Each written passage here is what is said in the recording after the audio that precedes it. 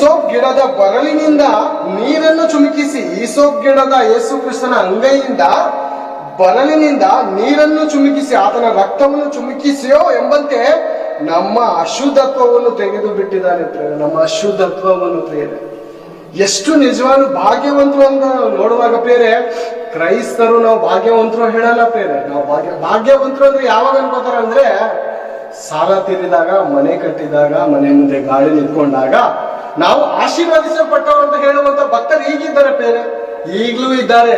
ನೀವು ಆಶೀರ್ವದಿಸಲ್ಪಟ್ಟಿದ್ದಾರೆ ಅಂದ್ರೆ ದೀಕ್ಷಾ ಸ್ಥಾನ ತೆಗೆದುಕೊಂಡಿರಲ್ಲ ಪ್ರೇರೆ. ದೀಕ್ಷಾ ಸ್ಥಾನ 5 ವರ್ಷ ಆದ್ರೂ 10 ವರ್ಷ ಆದ್ರೂ ತೆಗೆದುಕೊಂಡಿರಲ್ಲ.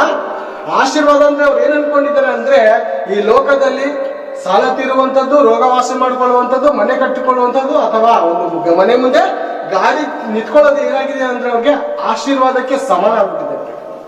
ಅಂದ್ರೆ ಯೇಸು ಸ್ವಾಮಿ ನಮ್ಗೆ ಮನೆ ಕೊಡುವುದಕ್ಕೋಸ್ಕರ, ನಾವು ಮನೆ ಕಟ್ಟುವುದಕ್ಕೋಸ್ಕರ